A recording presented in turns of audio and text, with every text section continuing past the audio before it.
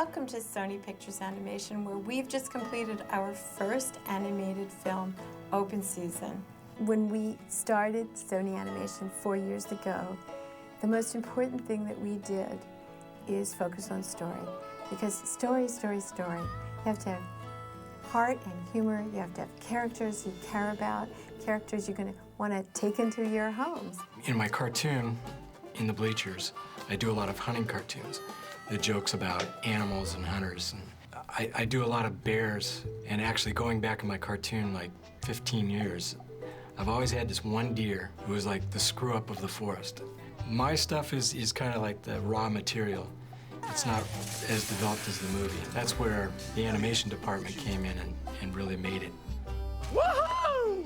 Animation is such an amazing process. To the outside world, we seem like crazy people because each little step is so meticulous, but I love seeing the evolution of these films, seeing a story take place, something you dream of from scratch, and seeing it develop and the characters develop, giving life to these characters and a form to them, and then seeing them animated and come to life in front of your eyes.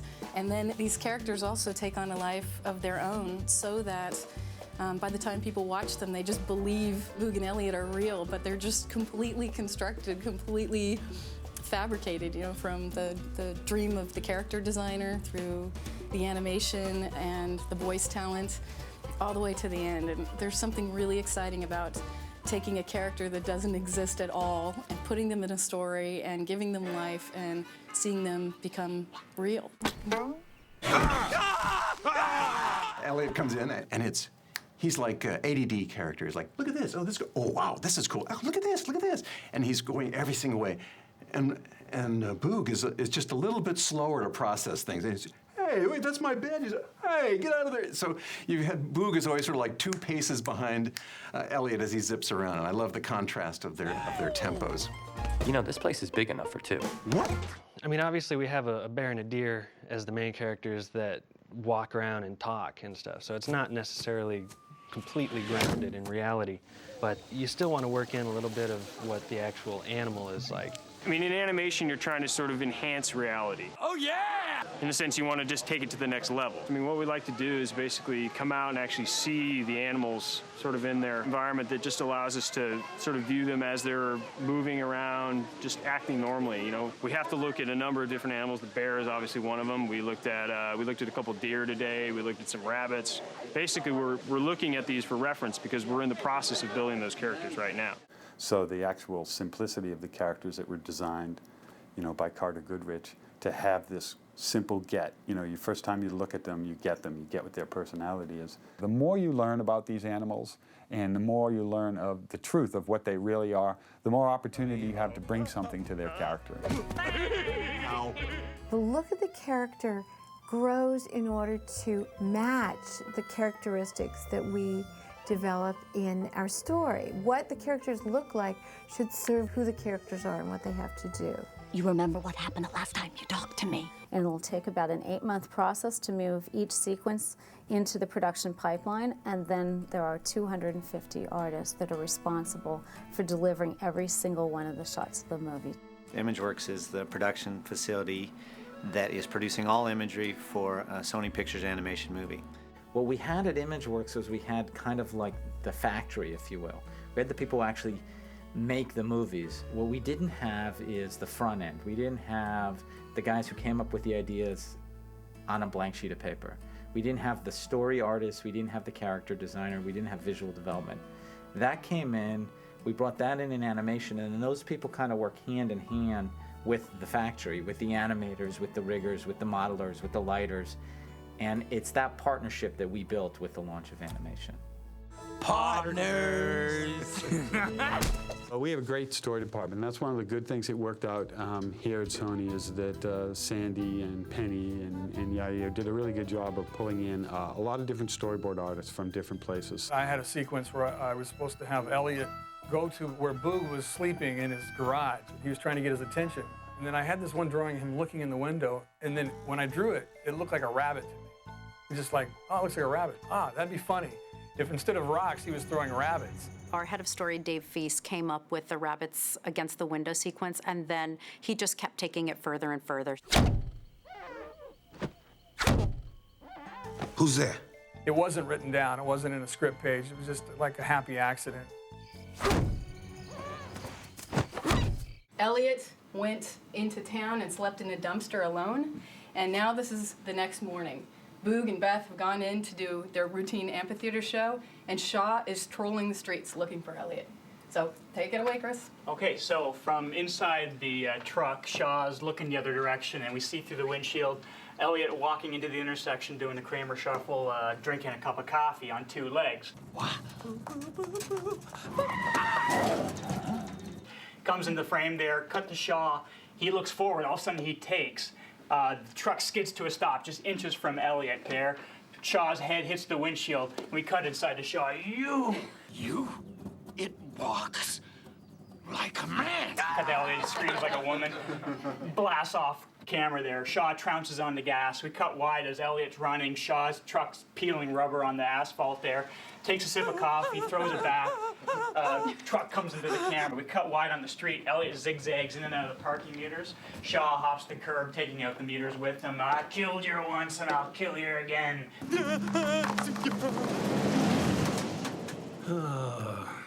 Not again. One of the things we were really going for is a really graphic look on open season. I think that it wasn't necessarily a choice for 2D versus 3D as much as it was just a choice to get a bold graphic look that really captures the feeling of being in the woods for the first time, where there's really graphic light direction and the trees look gigantic and you feel so small. And we wanted to put our main character, Boog, in that position where he was in the woods for the first time, experiencing all that for the first time. Joel Colton came to Penny and I and said, I want to show you this wonderful book.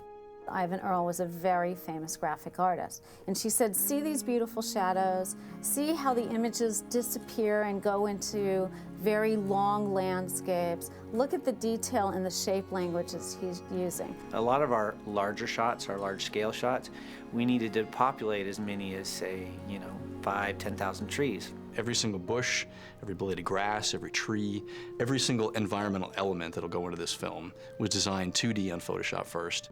Well, they would most of the time provide us with conceptual artwork that they'd done 2-dimensionally and that we would match through LookDev 3-dimensionally. So some of the mandates the directors gave us on this film is that they wanted very malleable characters. And one of the things that they had asked for is they wanted characters that could squash and stretch to just extremes. So basically taking arms and pulling them way out, or taking legs and taking heads and really kind of squishing their faces and doing all these things that normally we don't do here at ImageWorks. So we had to come up with all these tools and techniques to allow us to do that. Stretch and squash is like the basics of this thing.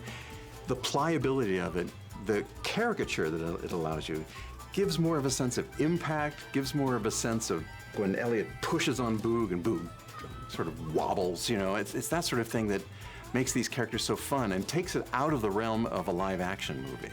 It really helped us just in getting back to just basic animation principles and being able to achieve really any pose that we wanted. We weren't limited by the rigs anymore of just purely just moving joints around. We had the flexibility in the rigs that Mike and his team created to actually sculpt any graphic shape that we wanted with these characters. Well, for myself, and I know quite a few of the animators, we use webcams or video cameras, and you just act it out. And you just keep playing the line on your computer over and over, and then you act it out in yourself, kind of mouthing the words, and that gets you pretty far to begin with. But I do tend to find myself making the faces and sort of doing the movements that I'm trying to animate, without being aware of it. We created a tool called the Shaper tool, which you can actually sculpt your character in your key poses, sculpt every outline, every line, every shape of him to get a fantastic pose for every single key pose that you want to put him into. We have 9 pretty much main characters. They're all furred, and they're furred differently.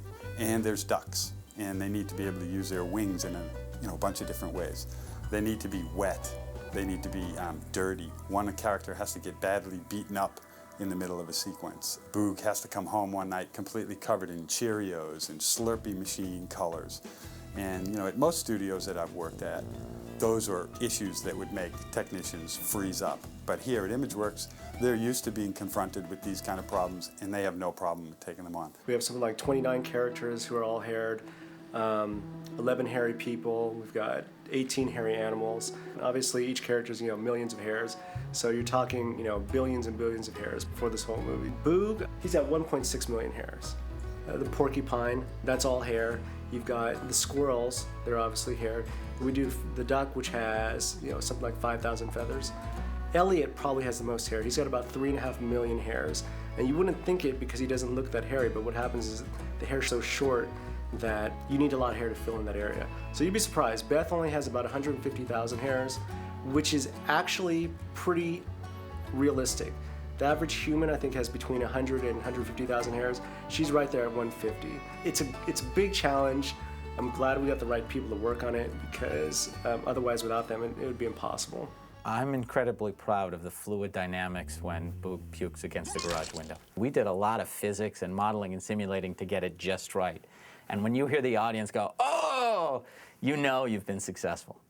Splash Mountain is probably one of the more challenging sequences in the movie. We knew that we were going to have one sequence in the movie that had a lot of water, combined with fur, combined with the geometry, and sort of the scope and scale of the sequence was a real challenge for us. In hand-drawn animation, we only have what the animator has drawn. In 3D animation, we're dealing with a whole world. So it was our chance to basically do the classic car chase and the classic water ride all in the same sequence. So everything's moving. The water's moving, the characters are moving, the camera's moving, everything is moving. The end shot in Splash Mountain where Shaw goes over the waterfall, that shot just blew me away. I was jumping up and down in my room because it's a shot you can't do in live action. Because if you're following the bad guy over the waterfall, you go past him and you catch up with our heroes. And then the bad guy catches up. It's like totally impossible to do physics-wise because the rate of fall doesn't quite work that way. And it falls forever and ever and ever. And the fur on Boog is fluttering in the wind, and it is just like the most amazing shot that when shots like that come in, everybody goes, yes, we're making a good movie here. So we have 1,223 shots, 7,200 feet, 200 people. There's a pipeline and there's a process. And the baton goes from department to department to department. The shot goes from department to department. You see all the different hands and departments that touch this. You can see all of the different phases and what they look like and what the impasto is. So it goes from a storyboard, it gets translated into 3 dimensions. The layout department shoots it. They send it down to animation, which gives spirit to the characters. It goes back to layout. They put all the final high-resolution models in there, send it to cloth, hair, and effects, which gives everything that sits on top of the animation life, and then it goes to lighting, where they light the final imagery, and we go to release. How y'all doing? Hey, Boog! Post-production process for us, because we've been editing the film all the way along, is adding the sound effects and the music. It was liberating in a lot of ways to write for a storyline rather than just come up with a great song. This is where I belong. I'm home. I belong. You are home. If it's a message that kids can get out of this, I think it's the one thing is just the value of friendship, how important friends are. It's through this friendship that Boog makes an enormous leap into maturity, and it's through this friendship that Elliot finds acceptance. And those are pretty profound gifts that friends can give each other. And in animation, it's about collaboration. If you can collaborate, if you can listen to what people have to say, you can find magic. And animation is about magic. The lines between traditional artists with a pen and CG artists on the computer are completely blurred now. I think that there's no such thing as a technical person on this show. They're all artists, and that's what you will see when you see Open Season. I really think that. So, no rabbits were harmed in the making of this film.